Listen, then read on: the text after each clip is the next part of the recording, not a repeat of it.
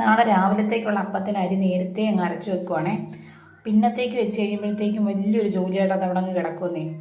പച്ചരി നല്ലോണം അരച്ചിട്ട് ഒരു പിടി തേങ്ങയും ഒരു പിടി ചോറും കൊച്ചുള്ളിയും കുറച്ച് ജീരകവും കൂടി ഇട്ട് നല്ലോണം അരച്ച് ഈ പച്ചരി അരച്ചതിൻ്റെ അകത്തോട്ട് കലക്കി അങ്ങ് വെക്കും. ഈസ്റ്റ് ചേർക്കുവേ. ഈസ്റ്റ് ഞാൻ രാത്രി കിടക്കാൻ നേരത്തെ മാത്രമേ ചേർക്കത്തുള്ളൂ. അപ്പോൾ രാവിലെ നല്ല സൂപ്പർ അപ്പം കിട്ടും. അത് കഴിയുമ്പോഴത്തേക്കും കുറച്ച് മത്തി കഴുകി ഞാൻ ഫ്രിഡ്ജിൽ വെച്ചിട്ടുണ്ട് കേട്ടോ. വെട്ടി കഴുകി വെച്ചിരിക്കുവാണേ. അത് കറിയും വെക്കണം, വറക്കാനും പറ്റണം. ഇന്ന് 100 രൂപയ്ക്ക് കുറച്ച് മത്തി കിട്ടിയുള്ളന്നേ. കുറച്ച് മത്തിയാണെങ്കിൽ ഉറപ്പിച്ചണം, നല്ല സൂപ്പർ മത്തിയായിരിക്കും. കുറേ കിട്ടുവാണെങ്കിൽ വലിയ ഓട്ടം ഇല്ലാത്തതുകൊണ്ട് മീൻകാരനൊക്കെ കൂടുതൽ തരുന്നതായിരിക്കും. ഇന്നതുകൊണ്ട് നല്ല മത്തിയാണെന്ന് വെട്ടിയപ്പോഴേ മനസ്സിലായി. പെട്ടെന്ന് തന്നെ മീൻ വറക്കാനായിട്ട് അങ്ങ് പുരട്ടി വെച്ചേ. പിന്നെ നല്ല മാങ്ങ ഉണ്ടായിരുന്നു. അപ്പോൾ ഞാനത് മാങ്ങ ഇട്ട് നല്ലോണം അരച്ചൊരു അടിപൊളി ഒരു കറി വെക്കാമെന്ന് ഓർത്ത് പെട്ടെന്ന് തന്നെ ഞാൻ കറി അങ്ങ് വെച്ച് കേട്ടോ. ഇവിടെ എല്ലാവർക്കും മാങ്ങയിട്ട് കറി വെക്കുവാണെങ്കിൽ ഭയങ്കര ഇഷ്ടമാണ്. പക്ഷെ മത്തി കുറച്ചല്ലേ ഉള്ളൂ, പിശുക്ക് വേണം ഇന്ന് വിളമ്പാനായിട്ട്. അന്നേരത്തേക്ക് നേരം നല്ലോണം സന്ധ്യ കേട്ടോ. പെട്ടെന്ന് ഓടിപ്പോയി ഞാൻ കുളിച്ചിട്ട് വിളക്ക് കത്തിക്കാനായിട്ട് അങ്ങ് ഒരുക്കിയേ. മോൾ ഒരുക്കുന്നതാണ്, മോളിന്ന് കടയിൽ പോയി ഒരുക്കുക.